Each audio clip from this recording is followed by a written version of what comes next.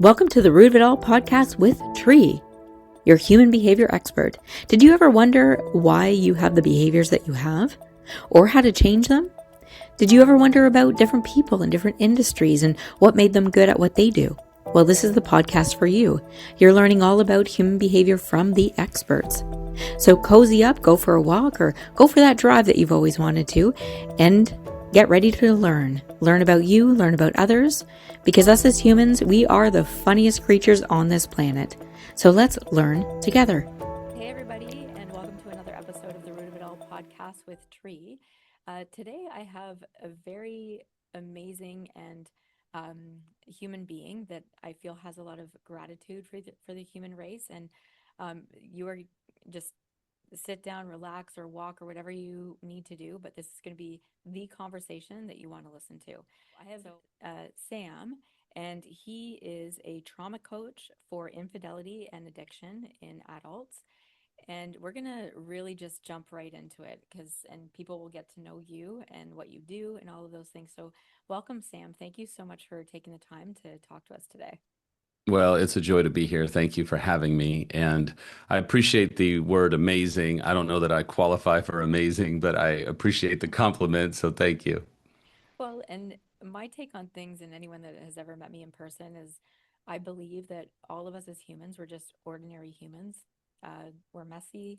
We just move along through life and just try to figure it out and fumble through. So even when it comes to infidelity or addictions, it's basically a human is at the sort of bottom shelf of their mess, right? And they're not seeing how it is that they can get off the shelf and to the next one or to the next place. And so teach us about kind of how you fell into this line of work in the first place, if you don't mind. Yeah, and I forget what philosopher said this, but typically it's been said that we fall into the gold rather than we pursue it. And so over 20 years ago, I was very successful and was married and had an affair. I blew my life up. I don't blame anybody for what I did. I blame myself. And I was at my worst, was absolutely unhealthy. I was an applause addict. And while I wasn't a true narcissist, I was incredibly narcissistic. And I found myself at my worst. And when my affair came out, I pretty much lost everything. Everything just blew up in my face. And so we pursued restoration by whether you call it the grace of God or the universe. I was able to find really good help. And as I was on my healing journey, then I started working for an organization called affairrecovery.com and became one of their center points for making videos and helping people in crisis. And I worked for them for close to 15 years. And Rick Reynolds is the president and founder. He was one of my first mentors. We're still great friends. So now I have a podcast and I have my own practice. And so I work with people, both betrayed and unfaithful, unfortunately, at their worst. The unfaithful's at their worst because their greatest fear has now come out. And the betrayed is at their worst because they've been devastated. Their life has been turned upside down. They're just trying to breathe. They're just trying to make it through the day because infidelity is so traumatizing. It's one of the most traumatizing things a person goes through, male or female. Hmm. It's almost just as bad as losing somebody, like from death, right? And from a neurological point of view, I'm a human behavior expert, so we do a lot of like NLP, which is neurolinguistics. And so when somebody finds out that they were either there was some infidelity within the relationship, that from either side too, that their brain operates that the lead character in their stories in their brain is now like gone, or there's so much shame or guilt around it that it's hard for them to even see the other person in their mind because their nervous system is firing off in so many different ways that they'll go and hide out or they'll end up in rage or anger. And so a lot of people, when they're coping with things, they'll either blame they'll try to please, like they'll overly try to please. They'll go internal and compute in their head, or they'll distract sometimes with alcohol or other substances. So when they're on sort of like that bottom shelf tier, you're the guy that comes in and tries to help them navigate. So what are some maybe tips that you can give if somebody is in that situation, whether they're on either side of the betrayal? Yeah, I say it this way, and a lot of trauma experts will say it, the responses are either fight, flight, or freeze and shut down, or we call that fawning. And trauma rewires the brain. It completely traumatizes us from a perspective that we begin to lose sight of sometimes what's real, and we don't know how to even function. It completely changes our brain neurologically. And if we don't get the right help, we find ourselves doing things that may help for lower level events. But when it comes to something like infidelity, you can't just tell somebody, oh, just think good thoughts and you should just forgive and get over it. And you just got to move on. And that harms the betrayed in so many different ways. For a couple or even individuals that are going through infidelity, we have to get to ground zero. We have to get all of the information out. Simultaneously, we have to help the betrayed get stable. Whether they're a male or a female, it is so dysregulating. Their nervous system has been traumatized. You can't just tell them, if you can just do a little bit of meditation, you're going to be fine. No, it doesn't work that way. It's not working. So, and I know for you, you do a lot of somatic work. We have to help people find a new normal. So many people go into pretend normal. Let's just pretend like everything's okay and put on a happy face and move on down the road. That doesn't work. We have to get into a new normal, which means I am not myself right now. I am not who I used to be. The marriage or the relationship is not what it used to be. It has been shattered. And so we can't pretend that everything is fine and this is just a bump in the road. This has traumatized us in a way that we have to, at some level, put ourselves in the ICU, metaphorically speaking. We've got to nurture ourselves through somatic work. Sometimes, for a betrayed spouse, especially, sometimes you're happy if you can take a shower. Sometimes you're happy if you can get out of bed, let alone feed your kids if you have kids, or trying to go to work. And so many, let's talk about the betrayed. So many betrayeds just try and put on a happy face, and they feel so alone and they feel so hopeless and helpless that I say it this way: when you find the right people, you find the right process. And when you find the right process, you can begin to develop a pathway to healing, which, yes, is somatic, but there's so much that goes into the recovery process that couples have to begin to come to the point where all of the truth is out. And then we have to learn how to sit with that truth. And then we have to begin to help the unfaithful understand that if you are going to rush your betrayed to heal, if you're just going to tell them, okay, you know everything, now let's move on, let's get back to normal life is gone. Mm-hmm. Normal life has been shattered. We have to come to acceptance to the fact that this is a new normal that isn't going away in a couple of weeks or a couple of months or a couple of counseling sessions. Mm-hmm. There is a process that couples and individuals have to go through.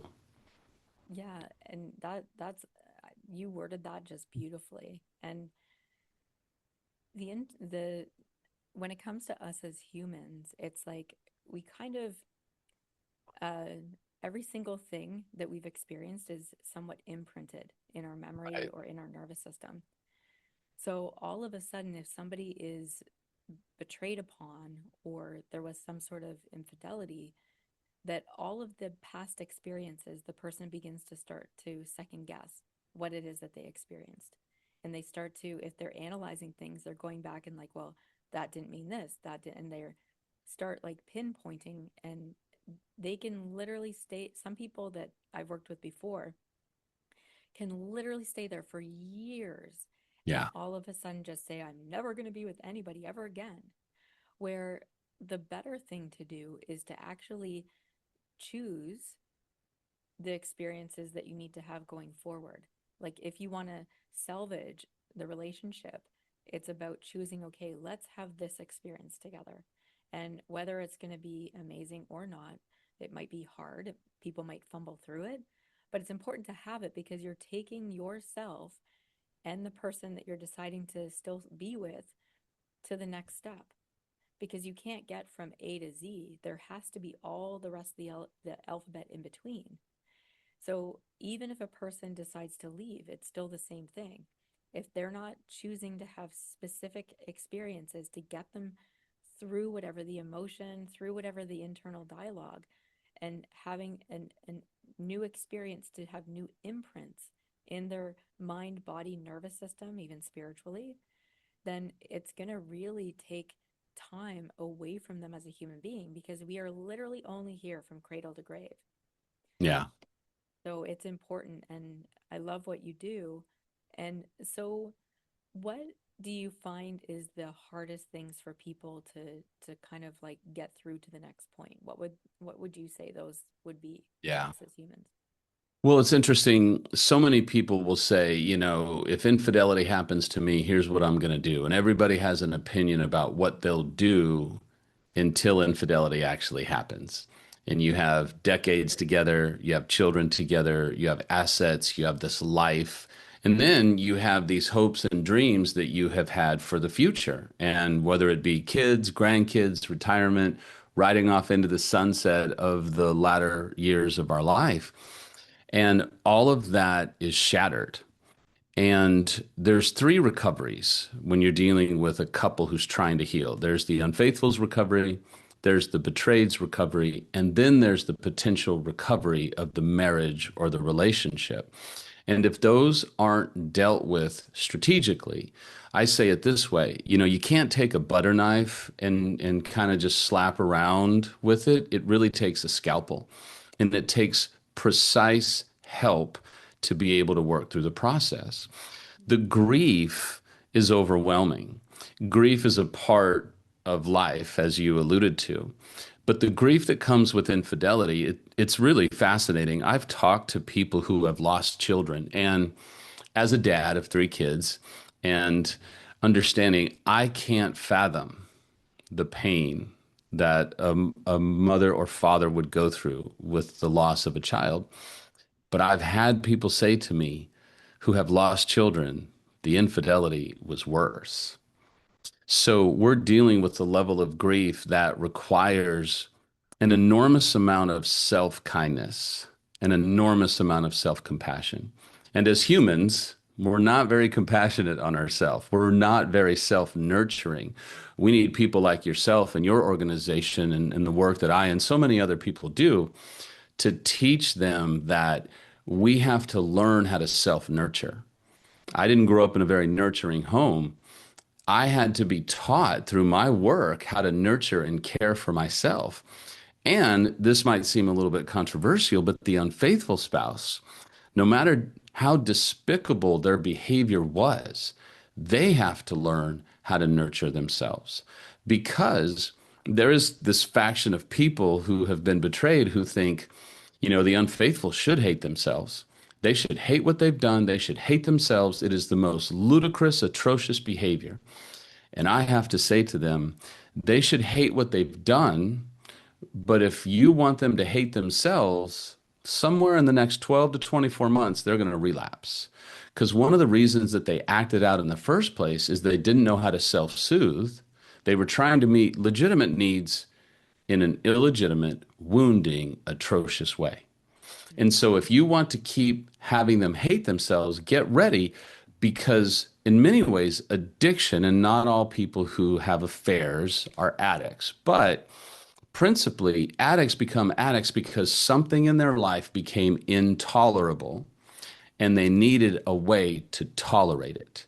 That's where the addiction comes in. And it's really sad to see people who can't stop acting out, who can't stop addictive behavior. And a lot of them hate themselves. A lot of them don't know how to care for themselves. So, to kind of land the plane of this little tangent is that it is essential that they normalize that this is traumatic, that this is life altering. You can't just go through this and stuff it down. Because when you're stuffing or storing, it always comes back with interest. And you said this earlier. I meet people who are 5 and sometimes 10 years down the road who never really healed from the infidelity. And they're still dealing with triggers, reminders, intrusive thoughts. Their physical intimacy is completely impaired. And, the betrayed spouse or partner, it's been said the first year they can deal with anywhere from 50 to as many as 200 different reminders and triggers every single day. This is not something that you just suck it up and move on from. It requires a whole lot of self compassion because the life that you knew is gone. And it is a whole different filter that has been placed on everything. And many betrayeds will self blame as though they somehow were not good enough or somehow it's their responsibility. And in many ways, that's a trauma response because they're trying to make sense out of the trauma that has happened to them. And so we have to help them begin to go, no, this wasn't your fault. You didn't cause this. They had a whole litany of things that they could have done instead of having an affair or multiple affairs. And so a large part of it is exactly what you're saying is being able to help them understand their humanity and understand you can't go back and change what's happened. We have to grieve it to begin to accept it, and then we can make decisions on if we stay or if we end the relationship, because not all marriages should be saved. I am very pro marriage, but not all marriages can be saved because of someone's unwillingness to do their work. And a lot of times it is the unfaithful. And to go back to what you're saying in terms of like that the word that you're using is the trauma around it. And in my opinion, that when we talk about intimacy, like it is a very vulnerable thing, right? There's two human beings completely unclothed, like being extremely intimate in so many different ways. So even in a marriage, that happens multiple times, even to create another human being.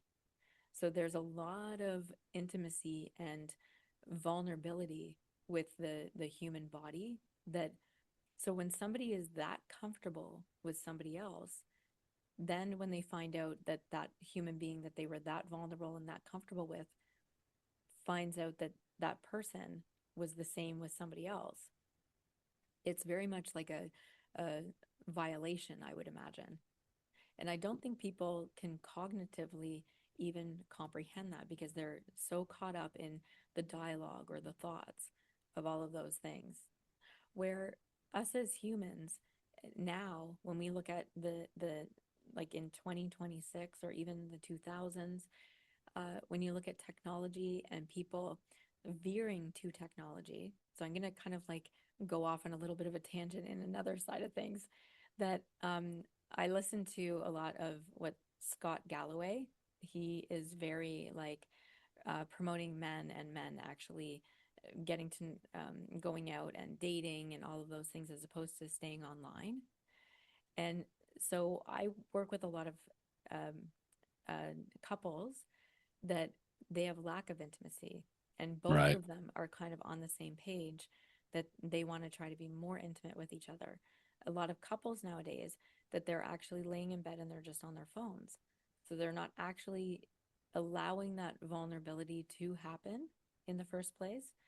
They're not getting the intimacy, even people when they first start dating, that it either takes them longer to get into the intimacy part because they're just sort of text messaging. Or I just had a conversation today about people that are dating and they have long like distance relationship because they're in different countries, they're in different either states or provinces or whatever the case may be, that So I think there's a different version of intimacy that we have now when it comes to people and their devices. So even people are feeling betrayed if, say, their partner is just having, and I don't know the exact terminology or if there is an exact terminology, but they're having like an emotional relationship with somebody online. Right. And so it depends how people sort of um, acknowledge the relationship that they're having with somebody, whether it's an intimacy thing or it's an emotional thing, if they think those two things are the same thing or if they think it's separate. So when you're talking about how people heal and they have their own personal journey to heal, that is 1,000,000% completely true.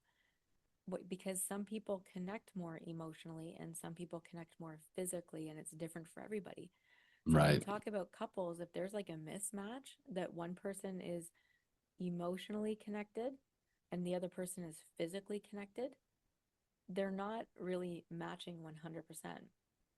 So Yeah. if a person, say one one of the parties involved, they're emotionally connected and the other person is physical, if the emotional person refuses to be physical, it's hard for the person that's physical to actually be vulnerable and connect to the other person.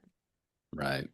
So when people learn even that, then they're like, oh, okay, this is what this person's needs are. Oh, this is what that person's needs are, so that they can actually have a better understanding. But if they don't communicate and they just start getting angry at one another, that's in my experience, I see that couples, they end up in a ton of resentment, Yeah. and out of resentment they'll turn, and the emotional person will go find somebody that can emotionally support their needs, and the physical person will go and find somebody that can physically get their needs. Yeah. And so it really is about communication and getting ahead of it, um, vaccinating against the resentment in the relationship, and stepping back and seeing, okay, what actually needs to happen here, instead of indulging internal dialogue or indulging kind of sort of temptations, I guess. Yeah. Yeah, I say it this way, and I borrow a lot of this from the Gottmans, who are world-renowned marriage therapists who actually teach other therapists how to help couples. And they say it this way: the number one predictor of divorce is contempt. Alternatively, the number one predictor of a marriage or a relationship's ability to succeed in the long term is the ability to make a repair. But the Mm-hmm. number one predictor of divorce is contempt. The number one predictor of contempt is disconnection. And we slide into roommate land. You're in your world, I'm in my world. Yeah. And we're on our phones and we're disconnected. Eventually, disconnection breeds resentment, which resentment breeds contempt.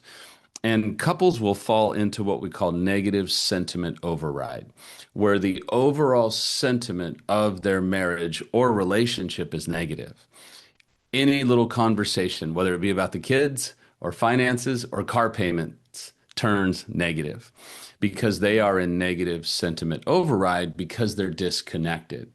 And when you talk to couples, and I've been doing this for 20 years, when you talk to couples, typically it's very often that a betrayed will feel like, I thought we were good. Yes, we had our troubles and yes, we had our difficulties, but I had no idea he or she was doing this because in many ways we're disconnected. And so one of the ways that we can prevent infidelity is really reestablishing a connection. When a marriage is in roommate land where you just feel like roommates, we're in danger. And yes, I mean, phones and, sports, and there's so many things, especially with kids, that couples begin to drift apart. And Mm-hmm. so, whether you're trying to heal from infidelity as a couple or you're trying to heal yourself, it absolutely requires intentionality. If we are not intentional about our own recovery process, I mean, we can be stuck for decades because it has to be an intentional approach at recovery for ourselves and for the relationship. Mm-hmm. And like, to your point, I have a lot of friends of mine, and they are like, oh yeah, I sleep in a separate bedroom than my husband. And for me personally, like, I don't get that. I could never, um, not even if my husband's out of town, like it feels weird to not have him in the bed, Right. where I see that. And I think it's very important. Like, I get, if somebody snores or there's like an issue or somebody needs sleep or something like that, but I'm a strong believer that there's always another way. There's always a way in which that, like, if you are sleeping in separate bedrooms, how is it that you can still create a strong connection with the person that you love and care about? And the one thing, and I strongly believe, and anyone that's ever worked with me or met me, that like we all as human beings love and care about all human beings. And like that is full stop our natural state. But when we default to anger or resentment, or we're feeling wounded in some sort of way, and we allow that wound to guide us or to really change our behavior when we're in personal relationships, and now I'm even talking about not just intimacy relationships, but even like just with friends or family members or things like that, that we need to default back to our natural state, and to have that be a part of our healing process as well. And what I'm not saying is to like, oh well, just love and care about everybody. I know there is actually a process that people that they need to go through things, but I think we all need to remind ourselves of our natural state of human beings. I think that if we go too far about what's fair or what's right, what's wrong, and getting more into sort of rules, but it's Right. the curiosity state that when it comes to healing, the curiosity has to be there, and curiosity can also um, create all kinds of new ways to either replenish a relationship, replenish either relationship with self, with others, and just to be open to staying with a partner, if that's not the choice, but to choose to explore perhaps another potential suitor, because we are Yeah. meant to be with somebody, whether it's of the same gender or not, or whatever the case may be, but we are meant to be with somebody, right? Yeah. You make a great point. There's a tool that we teach I learned this early on, and it goes like this, especially for the unfaithful who's trying to reach the betrayed or understand the pain of the betrayed and stay away from defensiveness or gaslighting or anger or deflection and dismissiveness, all of that. If we can stay curious, not furious, we Mm, put ourselves in a position and we posture our heart to say, well, honey, okay, help me understand why that made you feel that way. Or tell me more about what you're feeling. Or, okay, I understand you want to ask me these questions, but also tell me what you're feeling. yeah, If I can stay curious, I step out of the drama triangle of a victim or a persecutor or perpetrator or a rescuer. I can be able to step into a role that says, I want to listen to understand rather than just listen for a break to talk. And when I stay curious, well, tell me how that affected you, or tell me how that made you feel. So, what I'm hearing is this, or am I hearing that? Or I'm telling myself a story that you think this or that you think that. Is that right? Or am I missing it? yeah, When we have a posture, especially as an unfaithful, of curiousness or curiosity rather than getting furious, which is, oh my gosh, here we go again. Do we have to talk about this? Why won't you get over this? Why do we have to keep going through? When I become furious, now my betrayed has a reaction of, you're not safe. You don't love me. You don't want to do the work. You're inconvenienced by my pain. So now I want to pull back again because I don't feel safe. I don't feel that you're hearing me. And now I'm even more hopeless and despairing about the relationship and our future and healing. And as a betrayed, now I'm even more hopeless about myself. yeah, Am I not worthy of love? Is something wrong with me? Did I cause this? Is this my fault? And then you have some people who are not experienced with infidelity who will, in many ways, victim blame and they will blame the betrayed. Well, if you'd have done this and if you'd have done that, which is incredibly wounding to them as humans and as betrayeds. Yeah, they end up like shaming the other person. And I do strongly believe it's not on purpose, but it's just like the nervous system trying to navigate emotions. And to your point, I love this discussion. This is awesome. And because in in hypnosis and neurolinguistics, one, the asking the questions, and we use the term teach me about Yeah, what's happening, right? I love that. Yeah, well, and I'm gonna um, teach about. So we communicate as human beings in one or two of three ways: visual, auditory, and kinesthetic. So if you have like one of the partners is auditory and the other one is kinesthetic, if the auditory person is just talking to the kinesthetic person, they're only taking in 30%. But Right. their emotions are feeling in their body, they're going to want to like run, or they're going to want to like hug or feel something, where the auditory person, they want to hear things. Kinesthetic people, they have a hard time actually coming up with words. So even Yeah. if people are trying to communicate, that the kinesthetic person, they're not able to actually come up with the words that the auditory person wants to hear. And I come across this a lot with the corporate coaching that I do. Like if I go in and I see like the manager is auditory and all of the staff is kinesthetic visual, and it's like production's down, Yeah. productivity's down. But Right. it's even worse with couples. Like for example, like my husband is auditory, kinesthetic second, and I'm kinesthetic first, visual second, right? Yeah. So if we're driving down the road, I'm just going like this, turn to the Tim Hortons, right? And Yeah. he's like, well, what's the name of the street?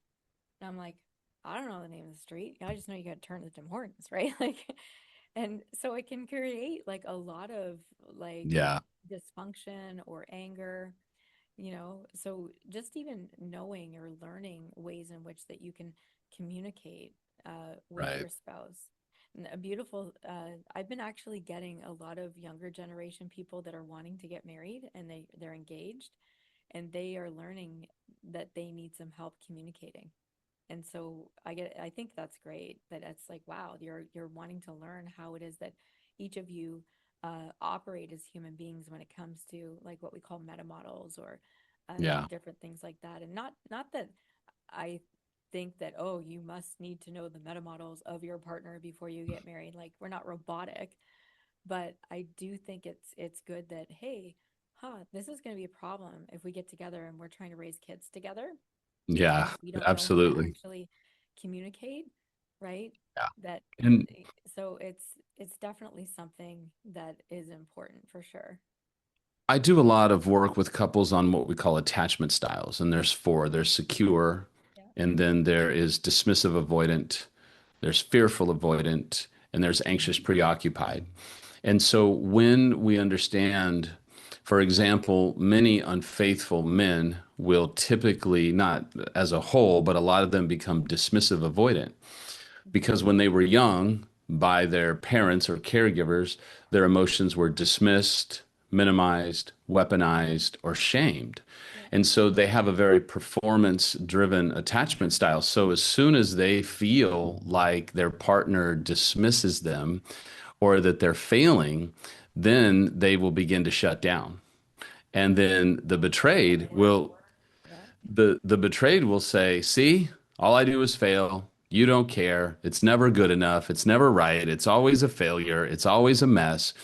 When in reality, no, the other human was just sharing their pain or sharing their hurt or sharing their struggles. And we start to circle around the mountain because we don't understand attachment styles.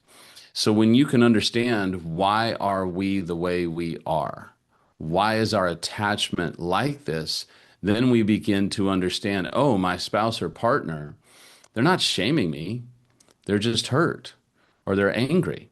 But when I shut down, they feel alienated, and I'm shutting down because I still have some unhealed wounds from my mom or my dad or my caregivers, where this is a survival tactic that I used in childhood that I am no longer needing to be in survival mode.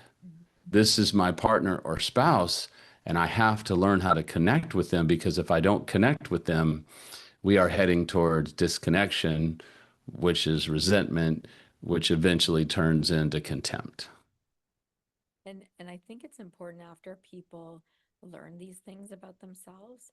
One, I think it's more important to not do a deep dive, like just to know it and then be curious of how it is that you can get to the next point and create new experiences that bring you to the relationship that you want. Because I find too that somebody will find, oh, I'm like this, and then they'll just blame that as opposed to actually changing. And Right. so it's important to note that, hey, okay, yeah, I know this about myself. So what is the solution? What's the new way? What's the new pattern that we can create together and individually to make the changes that we need to make to go forward, to make it a happy home, to make it a happy life? Or Yeah. how is it that we can politely kind of call each other out on what's happening, and we can revert back and say, oh, let's both look at this. Oh, that's right, now this is the new way now. because i Absolutely. because I get a lot of people that will just be like, oh, well, I'm just an avoidant. It's like, well, Yeah. okay, did you want to stay there or do you want to change it, Right. right? Like, so it's important that people know that you can change it. Even if you find out something about yourself, it doesn't mean that you're staying there. It means Yeah. that, like, oh, that is the landmine I need to, walk around, know it's there, but walk around it and get to the next point, right? Yeah. I think if if we keep doing what we've been doing, we're going to keep getting what we've been getting. 100%. And so understanding, okay, I'm an avoidant. How can I not be avoidant? What made me avoidant in the first place? And then subconsciously, we do some things called trauma reenactment, where subconsciously we're turning our female partner into our mom. And so we're raging at our mom, but we are transferring it onto our partner because we still have unaddressed, unhealed wounds. Mm-hmm. That, if we want to be a healthy partner or spouse, we have to do that work.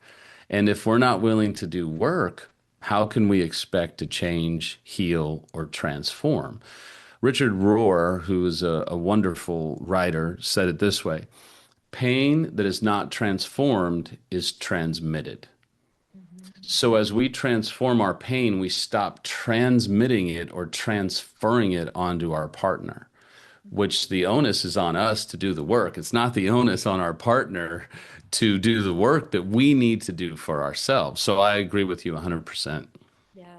And there's so many different patterns in that way. Like, and I love this interview because it's from a male perspective and then a female perspective. Like, I see a lot of females that when you're talking about projecting, like the male to the mom, well, sometimes it's a female to the dad, and they're in fear of disappointment. So they'll like Yeah. hide out, or they'll just get angry and think, like, well, I can never please this person, or I'll never be accepted, or whatever the case may be. Um, and even like on the hypnosis and neurolinguistics, we have Fitzpearls, and Fitzpearls says maturity is about moving through frustrated desire alone, Oh, right? wow. It's Yes. beautiful. Yeah, so that we're really like, and I love that you're quoting all of this stuff. This is really great. I could talk to you forever, but I really respect your time. So everybody, we're going to have Sam's contact information and everywhere, all of his links and everything. I encourage you to follow him and stuff like that. And I'd love to have you back for another conversation because I think that there's a lot of stuff that we can talk about, but just I want to respect your time. You've given me more than 45 minutes of your time. I know we were only going to do like 35 minutes, but um, yeah, is there any last things that you want to mention or that you can? Yeah, what the part of the reason that I do what I do and my passion for it is that 20 some odd years ago, I found myself in a field in my car, and everything around me had disintegrated. And my family was, I had no idea if my family was going to be restored. And it was. But there was a point where remember feeling so alone, so helpless and hopeless, and even worthless. And I remember in that moment, because I do come from faith, I remember crying out to God saying, if I can one day somehow be used to help people not feel so alone, worthless, hopeless, and broken, I will sign up for that any day of the week. And so for me, I cried out to God and said, if I can ever be of service, if I could ever be useful, from even a young age, I just wanted to be useful. And so for me, it's important that I leave you with the fact that it's not always as hopeless as it feels or seems. And if you would look at my life 20 some odd years ago, I think it was Lou Gehrig that said, I'm the luckiest man alive in front of Yankee Stadium or whatnot. I would go to war with him to say I am the luckiest man alive because I get to work with people who have given up either on themselves or on their partner. And there's hope. We don't know what's going to happen with your relationship, but there's hope for you. I've seen people commit suicide due to infidelity and addiction. So the hopelessness is palatable. So for all of them that are listening and watching and maybe struggling with hopelessness, there is hope for you. I don't know about your relationship, but there's hope for you. As long as you have breath in your lungs, there's hope for you. So Tree, it's been a great joy and a great honor. I love your heart and your vision to help people as humans. So count me in. I'd love to come back in, and thank you for having me. Awesome. And I love the way your quotes or the way that you speak. And yeah, I will definitely take you up on that. Wonderful. Thank you so much. And thanks for listening to another great episode of the Root of It All podcast with Tree. So if you want to check us out on Instagram or Facebook, you can go to Business Growth Results on either of those platforms, or you can even go to businessgrowthresults.com if you have a suggested topic or theme, or you want to get a free hypnosis download. So we'll talk to you soon. Till next time, see you later.